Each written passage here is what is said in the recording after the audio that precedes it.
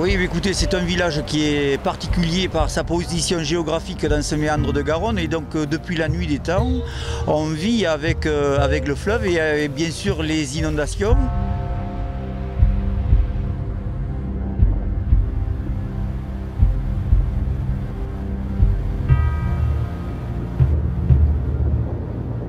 Alors les inondations qui aujourd'hui pour les hommes sont un petit peu ennuyeuses, mais qui autrefois enrichit tout ce territoire. Ces terres sablonneuses et tellement riches qu'aujourd'hui encore elles sont toujours très fertiles. Et donc l'agriculture, tout ce village a vécu pendant de nombreuses années grâce à cette richesse qu'a nous apporté sa Garonne. Donc l'inondation ne nous gêne pas beaucoup. Du moins tous ces petits types d'inondations comme celui qu'on vient de vivre, c'est quelque chose de, j'allais dire, d'annuel, donc c'est normal. Dans nos villages au bord du fleuve, depuis loin en amont jusque tout à fait en bas, il y a des villages comme nous, ils sont nombreux, ils vivent tous au rythme du fleuve.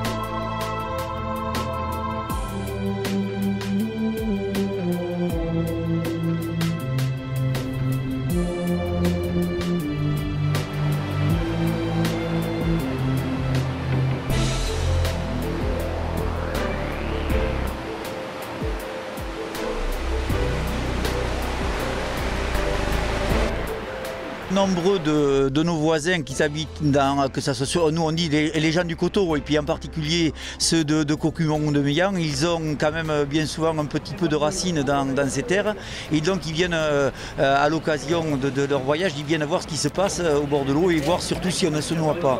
Et ils nous encouragent et surtout nous témoignent leur sympathie dans des cas de ce genre-là, et nous proposent des fois de nous héberger si vraiment ça allait plus mal. Mais on les voit nombreux aujourd'hui. Ils sont habitués, mais il y a de nombreux gens qui arrivent un peu de partout et qui sont surpris de voir l'eau en quelques jours à des hauteurs de ce genre-là, puisque en quelques heures, le fleuve a changé nettement de niveau, puisque là, ça a monté en gros de 4 à 5 mètres et au bout d'un jour et demi, 2 jours, donc effectivement, ça surprend un peu tout le monde.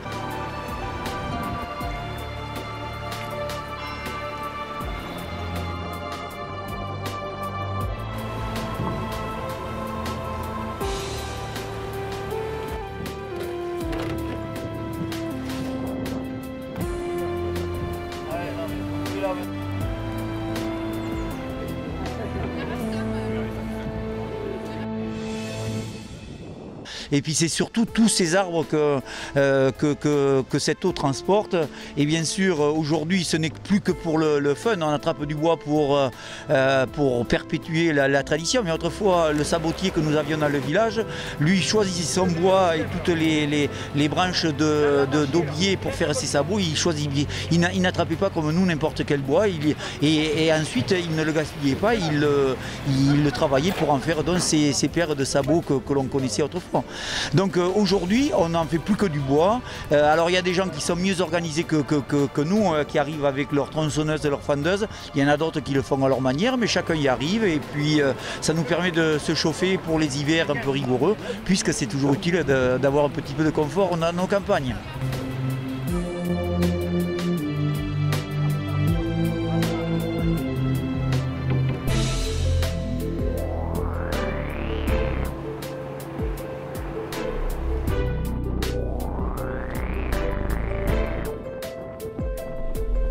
historiquement, ce village étant situé à un endroit particulier, les gens du village, depuis la nuit des temps, se sont toujours organisés pour s'entraider.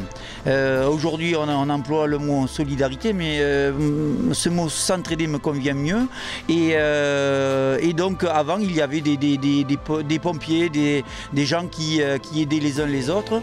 Au fil des années, ça s'est légèrement modifié. On a créé une association et après l'inondation de 1981, pour être mieux structuré, on est devenu les Sauveteurs de Couture. Et nous sommes 14 membres et nous travaillons régulièrement et tout au long de l'année à faire des tâches communales. Et bien sûr, quand l'eau est là, nous allons rendre service à nos populations qui sont isolées dans les fermes de notre campagne, puisque dans les 700 hectares de la commune, une quarantaine de fermes sont complètement isolées. Il faut bien qu'on leur rende visite si l'inondation dure ou on leur porte les premières nécessités.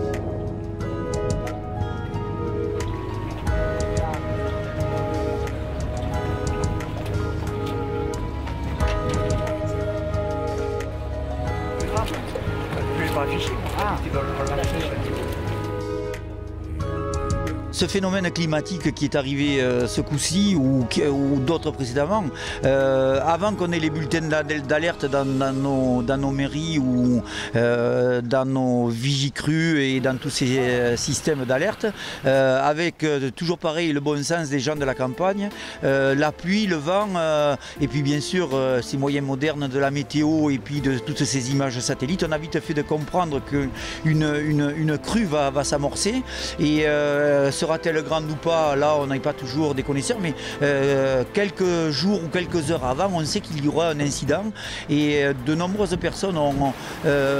c'est un sens de l'observation ni plus ni moins, on est déjà prêt avant que Garonne monte et donc on n'est pas pris au dépourvu, normalement on n'est pas pris au dépourvu. Mais après la quantité, le volume et le débit de l'eau, on ne le connaît pas, mais là normalement on devrait être mieux informé et là ce système d'alerte qui est organisé par le système et par la préfecture, etc., normalement devrait bien fonctionner, mais depuis de nombreuses années, ça ne fonctionne pas très bien.